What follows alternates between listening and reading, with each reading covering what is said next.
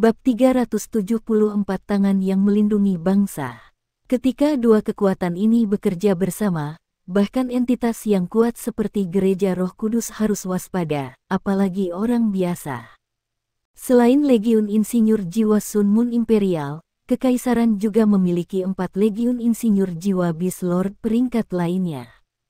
Mereka adalah Legiun Insinyur Jiwa Naga Kekaisaran, Legiun Insinyur Jiwa Terror Claw, Legiun Insinyur Api Jiwa Phoenix, dan Legiun Insinyur Jiwa Evileye Tyrant. Keempat Legiun Rekayasa Jiwa ini semuanya dinamai raja-raja yang kuat di antara binatang buas. Di antara mereka, Imperial Dragon merujuk pada Heaven Destroying Dragon Purple Brilliant. Ini adalah makhluk jiwa yang kuat tapi punah. Dalam keluarga Kekaisaran Sun Moon Empire, beberapa keturunannya memiliki jiwa bela diri keturunan kuat ini. Salah satu alasan utama Su Tianran dapat naik tahta adalah karena ia mewarisi jiwa bela diri ini, tidak seperti matahari yang dimiliki oleh keturunan keluarga kekaisaran lainnya.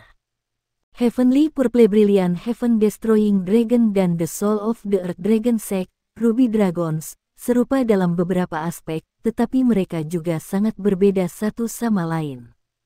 Elemen dari naga-naga adalah pemusnahan, sedangkan elemen naga pemusnah langit Purple Brilliant adalah bencana, yang lebih tirani daripada pemusnahan naga-naga. Legenda mengatakan bahwa leluhur Purple Brilliant Heaven Destroying Dragon adalah naga kedua yang menemani Dewa Naga, dan juga dikenal sebagai leluhur naga kedua. Namun, karena terlalu merusak, secara pribadi dihancurkan oleh Dewa Naga. Legiun Insinyur Jiwa Terror Claw secara alami dinamai beruang Dark Golden Terror Claw. Binatang buas yang menakutkan ini legendaris di semua negara. Fire Phoenix Soul Engineer Legion mengambil namanya dari Fire Phoenix yang mistis. Itu hanya merekrut insinyur jiwa perempuan, dan pemimpinnya saat ini adalah Permaisuri Kekaisaran Sun Moon, Juzi. Legiun terakhir, Legiun Insinyur Jiwa Evileye Tyrant, dinamai menurut satu-satunya dari 10 binatang buas besar yang hidup di perbatasan Kekaisaran Sun Moon, Evileye Tyrant King. Binatang ini berada di peringkat kedua di antara 10 besar binatang buas besar dan terkenal di seluruh benua Sun Moon. Itu telah menyembunyikan dirinya sendiri dan tidak ada yang tahu apakah itu hidup atau mati. Namun, karena Kekaisaran Sun Moon memutuskan untuk menamai seluruh pasukan setelahnya karena keganasannya, orang bisa tahu betapa menakutkannya itu. Ada legenda seputar Evileye Tyrant King.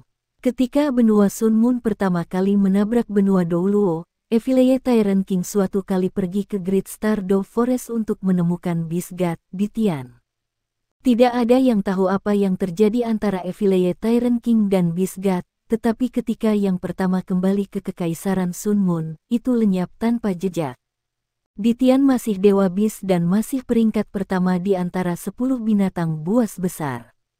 Namun, setelah pertempuran itu, Evileye Tyrant King mampu mundur secara utuh dari Great Stardow Forest, menetapkan judulnya sebagai binatang paling kuat kedua di antara 10 makhluk hantu besar. Keempat Legiun Insinyur Jiwa masing-masing memiliki spesialisasi mereka. Sebagai contoh, Fire Phoenix Soul Engineer Legion semuanya perempuan. Legiun Insinyur Jiwa Terror Claw dipenuhi dengan orang-orang penggemar. Legiun Insinyur Jiwa Naga Kekaisaran adalah yang terbaik dalam pertempuran, dan Legiun Insinyur Jiwa Evileye Tyrant mengkhususkan diri dalam kecepatan. Untuk bergabung dengan mereka, kekuatan jiwa seseorang harus setidaknya peringkat 40, yang setara dengan leluhur jiwa. Setiap pasukan insinyur jiwa peringkat Beast Lord memiliki 300 anggota. Selain Juzi, yang memimpin Fire Phoenix Soul Engineer Legion, komandan legiun lainnya semuanya adalah insinyur jiwa kelas 9. Wakil komandan legion dari Fire Phoenix Soul Engineer Legion juga seorang insinyur jiwa kelas 9. Bersama dengan Sun Moon Imperial Soul Engineer Legion, mereka secara kolektif dikenal sebagai tangan yang melindungi bangsa.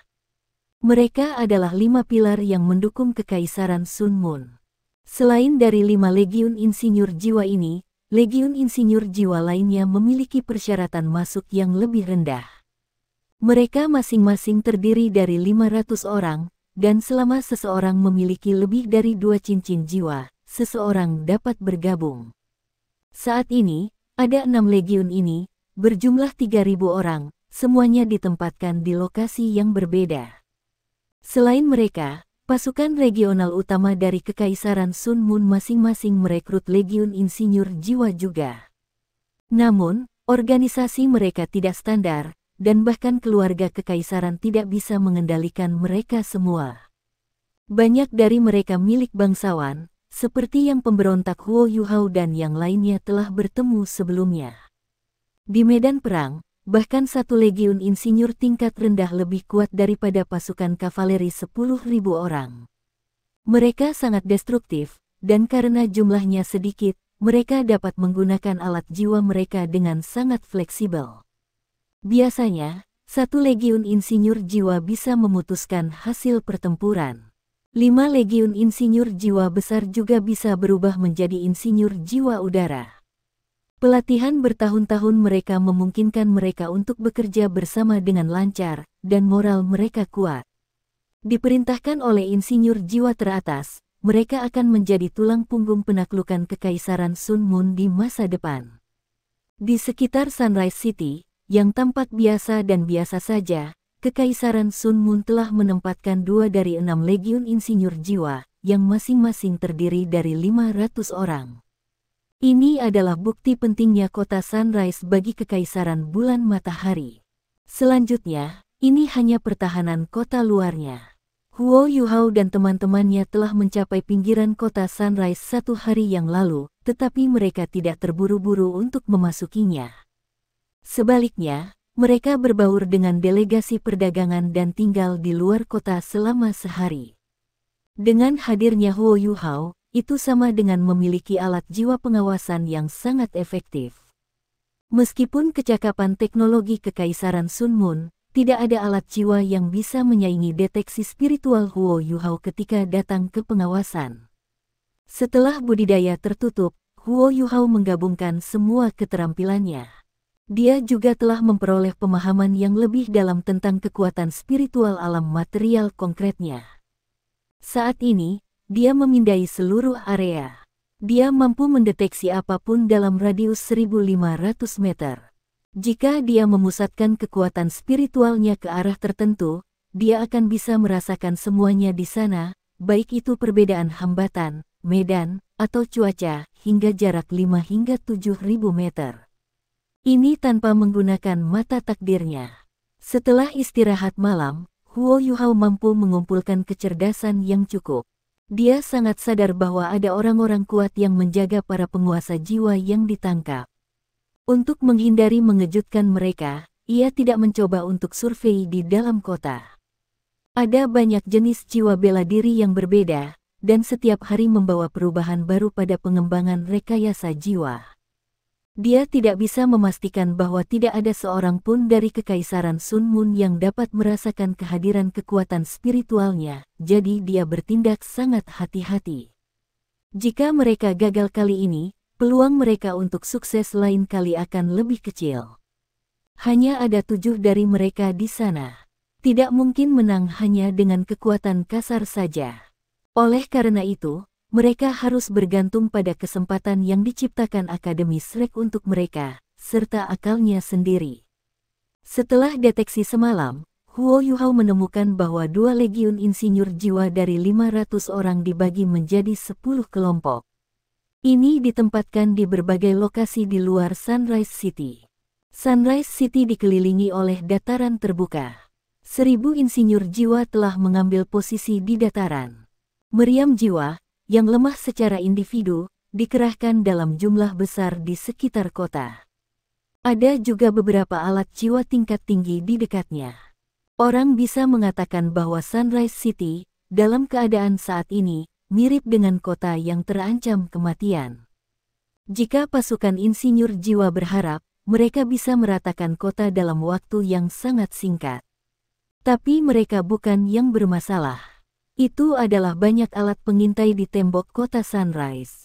Setelah satu pemindaian, Huo Yuhao menemukan bahwa mereka terdiri dari detektor jiwa segala medan jarak jauh, detektor termal jarak pendek, detektor jiwa udara jarak menengah, memicu alat jiwa tipe penargetan, dan sejumlah besar jiwa pengintai ketinggian tinggi alat. Orang bisa mengatakan bahwa bahkan jika seekor lalat terbang keluar dari Sunrise City, para insinyur jiwa yang bertanggung jawab atas alat-alat jiwa pengintai ini akan dapat mendeteksinya. Huo Yuhao bisa menyembunyikan dirinya dengan imitasi, dan dia bisa menggunakan Ultimate Ice untuk mencegah panas tubuhnya ditangkap oleh detektor termal jarak pendek. Namun, hanya itu yang bisa dia lakukan. Tidak ada yang bisa dia lakukan melawan alat jiwa tipe penargetan yang dipicu. Alat jiwa jenis itu merasakan fluktuasi kekuatan jiwa seseorang. Ketika dia menggunakan imitasi dan es tertinggi, kekuatan jiwanya pasti akan berfluktuasi. Pada saat itu, jika musuh-musuhnya terkunci di lokasi, Huo Yuhao akan dibombardir oleh setiap insinyur jiwa yang ditempatkan di luar. Ini mirip dengan dibom karpet. Dengan kepadatan tinggi insinyur jiwa di dekatnya, tidak mungkin dia bisa melarikan diri. Yuhao, apa yang bisa kita lakukan? Setelah sarapan, Tang Sekte membahas masalah ini dengan suara lirih. Pada saat ini, garis panjang sudah terbentuk di luar Sunrise City. Saat ini, siapapun yang memasuki atau meninggalkan kota Sunrise akan dicari dan diperiksa. Inilah sebabnya mengapa ada delegasi perdagangan yang ditempatkan di luar kota. Mencari satu delegasi seperti itu akan membutuhkan 1 hari penuh, atau bahkan lebih. Huo Yuhao dan yang lainnya bisa berbaur dengan delegasi perdagangan ini. Karena ada banyak pedagang, tidak ada yang memperhatikan mereka. Huo Yuhao berkata, saya telah memindai tempat ini dengan cermat. Tidak mungkin untuk menyelinap ke dalam, karena ada terlalu banyak alat pengintai jiwa. Hampir setiap jenis alat jiwa pengawasan hadir. Akan sulit untuk masuk melalui gerbang kota, karena mereka memiliki detektor kekuatan jiwa yang dapat merasakan fluktuasi kekuatan jiwa kita. Mereka kemudian dapat menentukan kekuatan kita berdasarkan fluktuasi kekuatan jiwa kita. Su Sanshi mengerutkan kening dan berkata, sudah beberapa bulan, namun mereka masih sangat waspada. Kita bahkan tidak bisa memasuki kota seperti ini. Bagaimana kita bisa menyelamatkan mereka? Selanjutnya, mereka menangkap lebih dari 600 orang. Bahkan jika kita masuk, bisakah kita menyelamatkan semuanya? Melarikan diri akan sulit juga, dengan begitu banyak insinyur jiwa baik di dalam maupun di sekitar kota. Bisakah kita melarikan diri? Huo Yuhao berkata, memang sulit, tetapi masih ada peluang. Kita perlu bereaksi sesuai itu. Kami akan pergi dengan pedang melambai, kata Ji Juechen dengan dingin. Su Sanshi melambai padanya dan berkata, sampai jumpa. Ji Juechen meliriknya, tetapi tidak bergerak. Dia adalah seorang fanatik pedang, bukan orang bodoh. Nan Qiuqiu adalah yang paling cemas saat ini. Dia tahu bahwa ibunya dipenjara di dalam kota, tetapi dia tidak bisa masuk untuk menyelamatkannya. Dibutuhkan keajaiban untuk menenangkannya. Saat ini, dia seperti semut di wajan. Jika bukan karena penghiburan Ye Guyi, dia mungkin benar-benar mencoba untuk berjuang di dalam. Su Sanshi memandang Huo Yuhao, yang sedang berpikir keras, dan berkata, Yuhao, kamu punya rencana, kan? Huo Yuhao berkata, tidak ada kesempatan, jadi kita harus membuat peluang. Akademi telah menyerang, tetapi berita belum mencapai kota ini. Kekaisaran jiwa surgawi dan kekaisaran Luo Bintang akan merespons sesuai. Istana akan mengetahui hal ini sesegera mungkin. Dengan situasi tegang di perbatasan, kekaisaran Sun Moon memiliki beberapa pilihan. Pertama, mereka dapat membawa tahanan di sini ke garis depan sebagai sandera. Kedua, jika mereka kejam, mereka akan langsung membunuh mereka. Ketiga, mereka dapat menempatkan lebih banyak tentara dan legiun insinyur jiwa di perbatasan. Saya merasa bahwa opsi pertama dan ketiga adalah yang paling mungkin. Lagi pula, persiapan perang kekaisaran Sun Moon belum selesai. Jika tidak, mereka pasti sudah membunuh semua orang yang dipenjara. Kita harus masuk sebelum berita serangan sampai di sini dan menemukan peluang untuk menyerang. Apa yang kami ingin lakukan bukanlah untuk menyelamatkan mereka, tetapi untuk membantu mereka mendapatkan kembali kemampuan bertarung mereka. Selama kita mampu melakukannya, kita akan memiliki peluang yang jauh lebih baik. Su Sanxi mengangguk dan berkata, benar, tapi bagaimana kita bisa masuk? Huo Yuhao sedikit tersenyum dan berkata, biarkan aku berpikir. Jika kita bahkan tidak bisa memasuki gerbang, kita akan membuang semua pelatihan Ultimate Soldier kita, kan? Anda banyak mengikuti delegasi perdagangan ke kota, dan saya akan menyerang ketika mereka mulai mencari Anda. Pada saat itu, para prajurit hanya dapat merespon dengan satu cara, dan itu akan menghentikan pencarian dan menutup gerbang. Kalau begitu, kalian bisa. Saat dia berbicara, Huo Yuhao menggumamkan beberapa kata pelan ke telinga semua orang. Mereka semua mengangguk setuju. Jika rencana kita gagal atau kita diekspos, itu semua akan tergantung padamu untuk menyelamatkan hari itu, kakak senior kedua, kata Huo Yuhao kepada Heikaitu. Oke, tidak masalah denganku. Namun, bagaimana kamu berencana untuk memasuki kota, adik junior?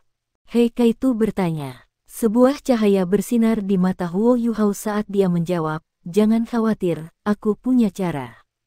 Saya akan pergi dulu. Hati-hati, semuanya. Dengan itu, dia berbalik untuk pergi. Berbaur dengan delegasi perdagangan, ia menghilang tanpa jejak. Yang lain juga berbaur dengan delegasi perdagangan dan berjalan perlahan menuju gerbang kota ketika mereka bersiap untuk inspeksi. Saat ini, semua orang dari Sekte Tang sedang menyamar. Misalnya, Heikaitu sekarang memiliki rambut di kepalanya, Su Sanxi memiliki bekas luka di wajahnya, dan Ye Gui dan Nan Qiuqiu menyamar sebagai penduduk desa, jauh sekali dari diri mereka yang cantik dan biasanya.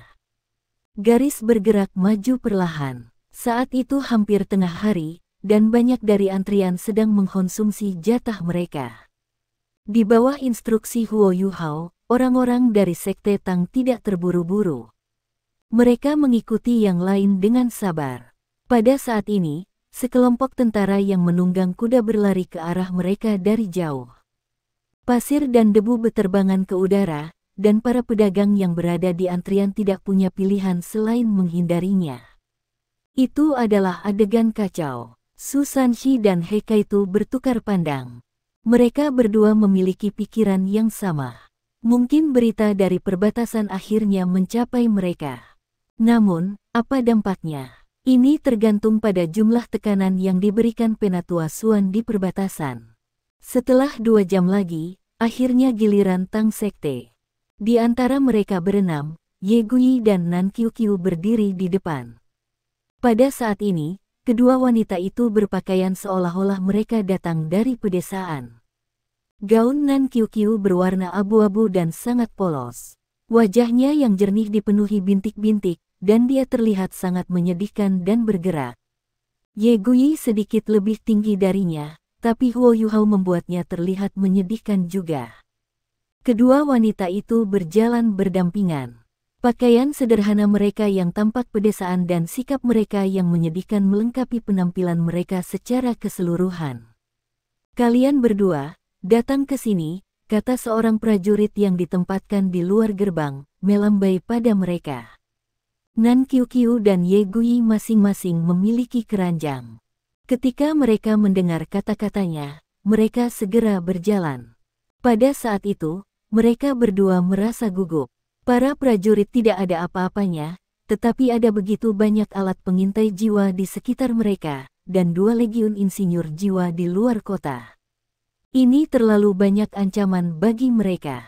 Nan Qiuqiu bersumpah dalam hatinya, di mana bajingan itu Huo Yuhao. Sekarang giliran kita. Ada detektor kekuatan jiwa besar di gerbang. Dengan hanya 1 pemindaian, itu akan mendeteksi keberadaan dan fluktuasi kekuatan jiwa seseorang. Saudaraku, apakah ini akan menyakiti kita? Nan Qiuqiu bertanya kepada prajurit itu dengan takut-takut. Gerbang itu diawaki oleh tim kecil yang terdiri dari 20 tentara. Mereka dibagi menjadi dua shift, dan pemimpin tim adalah orang yang berbicara dengan Nan Qiuqiu dan Ye Guyi. Dia lapis baja, dan pedang panjang menjuntai di sisinya. Dia tampak keren dan mengesankan, tetapi dia pada akhirnya masih seorang pemuda berkepala panas. Pada usianya, ia secara alami dituntut hormon. Ketika dia melihat Nan Qiuqiu yang cantik, ekspresinya yang keras melunak. Tidak apa-apa, Anda hanya akan dipindai oleh detektor kekuatan jiwa. Sama sekali tidak akan menyakitimu. Pertahankan posisi ini, terus. Terima kasih banyak, saudara. Kamu sangat tampan, kata Nan Qiuqiu. Dia berkata sedikit terakhir saat dia berbalik untuk menatapnya, mengusap bulu matanya. Hati pemimpin tim kecil itu berdetak kencang ketika dia bertanya, "Dari mana asalmu, saudari?" "Kamu juga cantik," Nan Qiuqiu berkata dengan malu-malu, "Saya dari Radiant City. Saya tinggal di pinggiran kota. Biasanya, saya akan membantu keluarga saya di ladang dan dengan tugas-tugas. Saya tidak ingat keamanan kota Sunrise begitu ketat." "Apa yang terjadi?" Pemimpin tim kecil memandang Nan Qiuqiu menatapnya dengan kekaguman murni, dan tidak bisa menahan diri untuk merasa senang dengan dirinya sendiri ketika dia berkata, "Ada beberapa insiden di kota, jadi banyak hal yang lebih merepotkan saat ini." "Tidak apa-apa. Saya akan memerintahkan anak buah saya untuk bergerak lebih cepat. Anda bisa masuk sebagai kelompok." "Wow, kakak, kau pejabat. Tidak heran kamu terlihat spesial," Ye Guyi menyela dari samping. Pemimpin tim kecil itu tersenyum dan berkata, "Aku hanya peringkat rendah." Pergi, apakah kalian berdua bersaudara?" Nan Qiuqiu mengangguk dan berkata, "Itu benar. Dia sepupuku. Ada 6 dari kita, karena kita tidak akan berani bepergian sendiri. 3 di sana adalah paman saya, dan itu adalah bibi saya." Saat dia berbicara, dia menunjuk Susan Shi, Hekaitu, Ji Juechen, dan Jing Ziyan. "Ada 6 dari kalian, kan? Pergi dan diperiksa bersama. Saya akan memberitahu mereka untuk lebih cepat. Kita semua berusaha mencari nafkah. Tidak ada yang mudah," kata pemimpin tim kecil itu.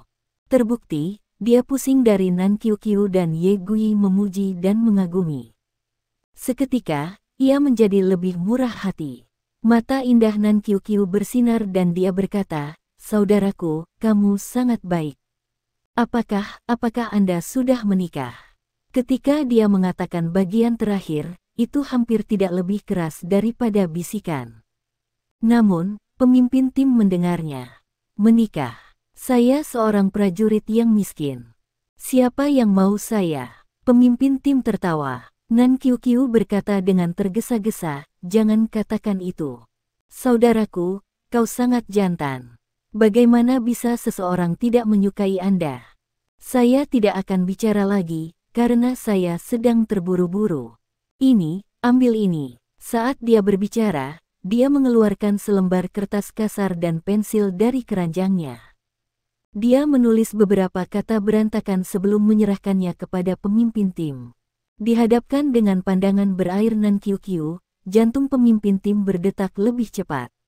Dia mengambil kertas itu darinya. Ada alamat di situ. "Kakak, kamu." Nan Qiuqiu tersipu ketika dia berkata dengan lembut, "Orang bodoh."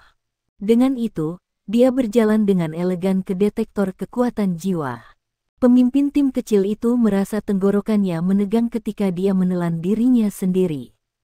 Banyak ekspresi berbeda melintas di wajahnya. Tidak peduli seberapa bodohnya dia mengerti persis apa yang sedang terjadi pada saat itu. Dia tidak bisa menunggu shiftnya berakhir sehingga dia bisa membawa Nan Qiuqiu dan yang lainnya langsung ke Sunrise City. Susan Shi, Hekaitu, Ji Juechen, dan Jing Ziyan mengikuti kedua wanita itu saat mereka berjalan menuju detektor kekuatan jiwa. Nan Qiuqiu hanya melakukannya setelah dia menerima instruksi dari jauh melalui kekuatan spiritual Huo Yu Hao. Jika tidak, dia akan bertukar kata lagi dengan pemimpin tim. Tepat ketika Nan Qiuqiu berjarak 5 meter dari detektor kekuatan jiwa, serangkaian ledakan bisa terdengar di kejauhan. Ini menarik perhatian delegasi perdagangan dan para prajurit. Masing-masing dari mereka melihat ke arah suara. Di dataran terdekat, orang bisa melihat petak besar cahaya berkedip. Cahaya bersinar di semak-semak dan hutan. Tidak ada yang bisa melihat apa yang menyebabkannya, tetapi itu membuat keributan besar. Pemimpin tim kecil, yang sebelumnya tergila-gila dengan Nan Qiuqiu, berdiri linglung untuk beberapa saat sebelum dia membentak perhatian dan berteriak, "Cepat, masuk. Tutup gerbangnya. Ada serangan." Saat dia mengatakan itu, dia berlari menuju gerbang. Saudaraku, apa yang terjadi?" "Saya sangat takut," kata Nan Qiuqiu samar. Pada saat ini, baik Ye Guyi dan dia gemetaran tanpa henti. "Itu bukan masalah besar. Cepat, masukkan kota bersamaku. Kita harus segera menutup gerbang." "Saya tidak tahu apa yang sedang terjadi," kata ketua tim tanpa berpikir. Saat dia berbicara, dia memberi isyarat kepada bawahannya untuk membawa detektor kekuatan jiwa ke kota. Pandangan gembira muncul di mata Nan Qiuqiu. 6 dari Tang Sekte bergegas ke kota dengan para prajurit. Ketika gerbang ditutup, Su Sanxi, He Kaitu, Ji Juechen, dan Jing Zian dengan cepat menyelinap pergi ke kota.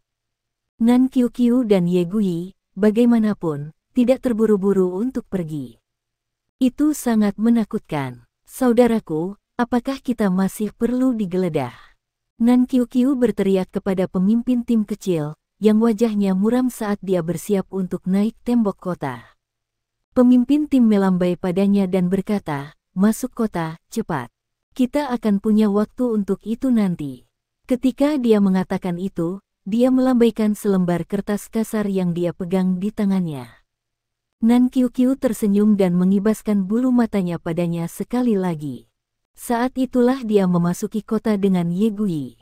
Pada saat ini, tidak peduli seberapa mabuk pemimpin tim itu, ia tidak berani meninggalkan jabatannya. Keenam dari mereka dari Sekte Tang bisa memasuki kota begitu saja tanpa harus diperiksa. Mereka dengan cepat dikelompokkan kembali. Su Sanxi memberi jempol pada Nan Qiuqiu saat dia berkata, "Qiuqiu, kamu sangat baik. Saya tidak tahu Anda adalah aktor yang baik. Dia bukan satu-satunya yang jatuh cinta padanya. Bahkan aku jatuh cinta padamu." "Haha." Nan Qiuqiu berkata dengan tidak ramah, "Ampuni aku omong kosongmu, kalau tidak aku akan mengeluh tentang Anda kepada Suster Nanan. Kata-kata Anda benar-benar manis. Kami masuk bukan karena kemampuan akting saya, tetapi lebih karena penilaian karakter Huo Yuhao yang akurat." Ye Guyi mengangguk dan berkata, "Qiuqiu benar. Meskipun rencananya terdengar berbahaya, itu sebenarnya cukup bebas risiko." He Kaitu berkata, "Kami tidak perlu menunggu apapun dalam 2 bulan terakhir. Seandainya kami meningkatkan upaya penyelamatan kami segera setelah mereka mengunci para tahanan, keamanan akan jauh lebih ketat, dan kami tidak akan diberi kesempatan seperti itu. Ayo pergi dan cari tempat istirahat. Kami akan menunggu Yuhao masuk." Di luar kota, serangkaian ledakan secara alami disebabkan oleh Huo Yuhao. Sedangkan untuk dirinya sendiri, dia telah lolos dari tempat kejadian ledakan sejak lama. Asal-usul ledakan ini adalah gerbang infernal. Huo Yuhao tidak akan menggunakan necromancy di depan teman-temannya, terutama di depan Ye Guyi dan malaikat sucinya. Namun, ini tidak berarti bahwa dia tidak akan menggunakannya. Pelatihannya yang tertutup selama beberapa bulan terakhir telah sangat bermanfaat baginya. Orang bisa mengatakan bahwa ia mampu sepenuhnya menguasai semua berbagai kemampuan aneh yang telah ia pelajari selama 7 tahun terakhir pelatihan dan kultivasi. Keahliannya telah mencapai tingkat yang baru. Pada saat yang sama, ia menjadi lebih dewasa dan stabil.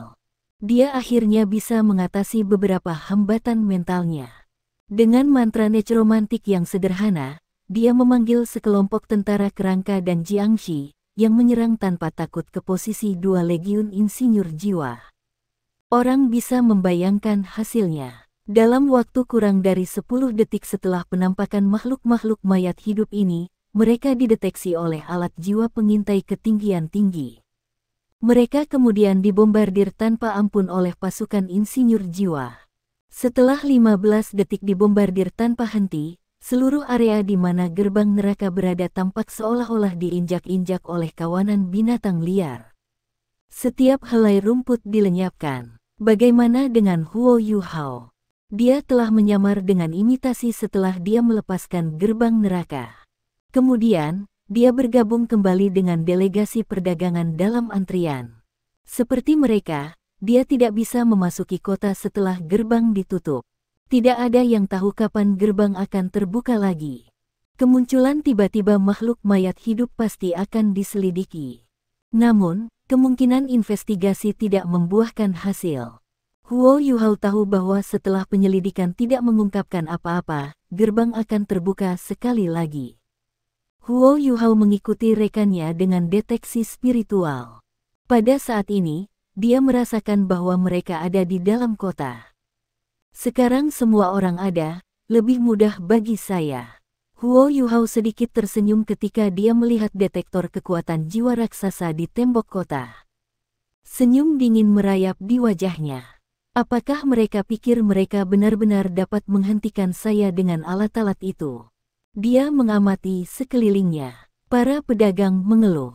Dia diam-diam meninggalkan delegasi perdagangan dan duduk di suatu tempat dengan nongan. Banyak orang dari delegasi perdagangan melakukan hal yang sama.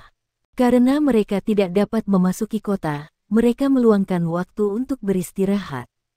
Tindakannya sama sekali tidak mencurigakan. Namun, meskipun dia sedang duduk, dia sangat sibuk. Matanya tertutup, dan kekuatan jiwa mengalir perlahan melalui tubuhnya. Seluruh orangnya memasuki kondisi yang aneh. Dia melepaskan kekuatan spiritualnya yang lembut karena dengan hati-hati melilit kekuatan jiwa di tubuhnya.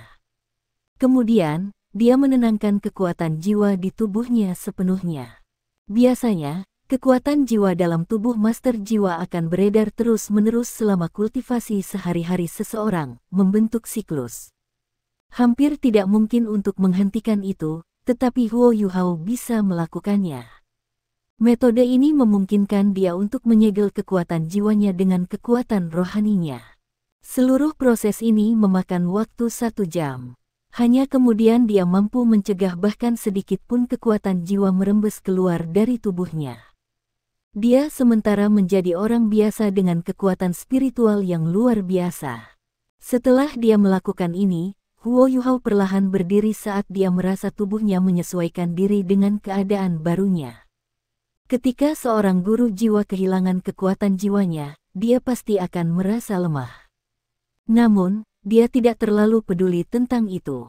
Kecepatan langkahnya juga melambat.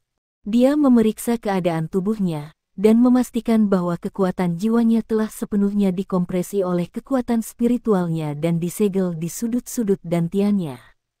Baru saat itulah Huo Yuhao bergabung kembali dengan delegasi perdagangan. Kali ini, ia mengambil keuntungan dari keyakinan mereka bahwa gerbang kota tidak akan dibuka kembali dengan cepat dan diam-diam menyelinap ke depan antrian. Pasukan insinyur jiwa tidak butuh waktu lama untuk menyelesaikan cek mereka. Setelah 1 jam, mereka mengirim kabar ke kota, dan gerbang kota Sunrise dibuka sekali lagi. Inspeksi dari delegasi perdagangan berlanjut. Setelah 15 menit, Huo Yuhao berdiri di depan detektor kekuatan jiwa. Lampu hijau lembut menyapu tubuhnya. Agar adil, Huo Yuhao juga cukup gugup. Namun, dia punya rencana cadangan. Jika identitasnya terungkap di sini, tidak mungkin Legiun Insinyur Jiwa di kejauhan bisa menyerangnya, karena ada banyak warga sipil dan pedagang di sekitar.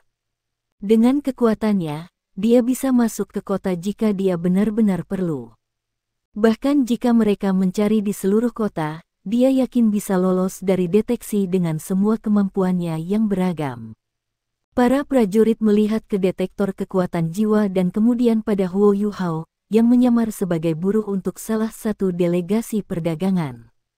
Dia melambaikan tangannya, menunjukkan kepada Huo Yuhao bahwa dia bisa masuk. Huo Yuhao menghela nafas lega. Dia senang rencananya berhasil. Dengan kata lain, dengan menekan kekuatan jiwanya dengan kekuatan rohaninya, ia sekarang telah belajar bahwa ia akan mampu menipu detektor kekuatan jiwa. Ada dua jenis detektor kekuatan jiwa. Tipe pertama akan mendeteksi kekuatan jiwa internal targetnya, dan yang lain akan mencoba dan merasakan jika targetnya melepaskan kekuatan jiwa. Detektor kekuatan jiwa di tembok kota milik tipe kedua. Kombinasi dari kedua alat jiwa akan ideal dalam membasmi tuan jiwa, karena dapat mendeteksi tuan jiwa yang menyembunyikan diri dan mereka yang berpura-pura menjadi orang biasa. Pada saat ini, Huo Yuhao dapat menggunakan kekuatan spiritualnya yang besar untuk menghindari deteksi dan memasuki kota. Setelah dia memasuki gerbang, Huo Yuhao berjalan dengan langkah yang masuk akal menuju bagian dalam kota. Ini memang kota berukuran sedang. Kota-kota Kekaisaran Matahari Bulan tampak berbeda dari kota-kota Kekaisaran Bintang Luo dan Kekaisaran Jiwa Surgawi. Bahkan jika bangunan itu tidak terlalu besar, mereka jauh lebih besar daripada bangunan di 3 negara asli di benua Douluo. Banyak dari mereka memiliki atap yang runcing juga. Huo Yuhao secara alami tidak memperhatikan ini, tetapi malah melihat pertahanan di dalam kota. Yang paling mengejutkannya adalah bahwa bahkan ketika dia bergerak maju, dia tidak dapat mendeteksi aura kuat apapun di dalam kota. Gerbang kota memiliki banyak insinyur jiwa yang berjaga-jaga dan mengamati alat pengintai jiwa, tetapi tidak ada satupun yang sangat kuat. Orang-orang di jalanan berjalan sambil menjalani kehidupan sehari-hari, tidak berbeda dengan warga kota lain. Karena pertahanan kota Sunrise sangat ketat, yang diketahui Akademi Shrek adalah bahwa para tahanan ditahan di sini. Mereka tidak tahu di mana mereka ditahan secara khusus, atau apakah ada orang kuat yang menjaga mereka. Akibatnya, operasi ini sangat sulit bagi Sekte Tang. Tentu saja, Akademi Shrek telah menciptakan beberapa peluang bagi mereka. Pertama-tama, mereka diberi waktu. Mereka tidak terburu-buru untuk memasuki kota. Selama perang skala penuh tidak pecah, mereka masih memiliki kesempatan untuk menyelamatkan para tawanan. Kali ini, Penatua Xuan dan yang lainnya bersiap-siap ketika mereka menyebabkan keributan perbatasan. 8 Douluo Transcendent mendatangkan malapetaka di dekat perbatasan dengan kerja sama diam-diam dari Kekaisaran Bintang Luo dan Kekaisaran Jiwa Surgawi. Ini menyebabkan sedikit masalah bagi Kekaisaran Sun Moon. Untuk saat ini, mereka akan mencurahkan seluruh perhatian mereka ke perbatasan. Dengan demikian, tujuan Huo Yuhao adalah untuk terlebih dahulu memastikan lokasi di mana tawanan disimpan, kekuatan penjaga mereka, dan pertahanan regional kota Sunrise. Kecerdasan ini lebih penting daripada misi penyelamatan. Penatua Xuan telah memberitahu Huo Yuhao sebelum dia pergi bahwa prioritasnya adalah pengintaian. Jika mereka memiliki kesempatan untuk menyelamatkan tawanan, itu akan bagus. Jika tidak, mereka tidak boleh mengambil risiko. Huo Yuhao segera menemukan tanda yang ditinggalkan oleh teman-temannya. Namun, dia tidak terburu-buru menemui mereka, tetapi malah berjalan santai di Sunrise City. Dia berpakaian seperti buruh. Sementara dia tinggi untuk usianya, pakaiannya kasar. Wajah dan gaya rambutnya biasa-biasa saja, dan tidak ada yang akan memperhatikannya. Saat Huo Yuhao berjalan, dia perlahan melepaskan penindasan yang kekuatan spiritualnya berikan pada kekuatan jiwanya. Bagaimana mungkin mudah untuk menyegel kekuatan jiwa seseorang dengan kekuatan spiritual seseorang? Perasaan kehilangan kekuasaan itu mengerikan. Melepaskan segel juga menyusahkan. Dia tidak bisa melepaskan semua kekuatan jiwanya yang terkompresi sekaligus. Jika dia membiarkannya meledak, lorong-lorongnya akan sangat terpengaruh oleh ledakan yang tiba-tiba.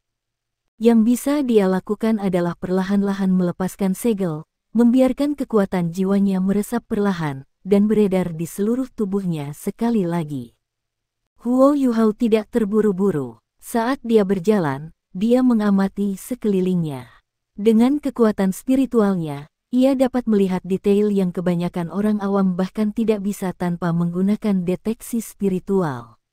Dia menghafal area yang dia lalui sehingga operasi selanjutnya akan lebih mudah. Dia berjalan selama 2 jam, dan langit mulai redup. Pada saat itu, ia telah melepaskan semua kekuatan jiwanya dan kembali pada masa jayanya.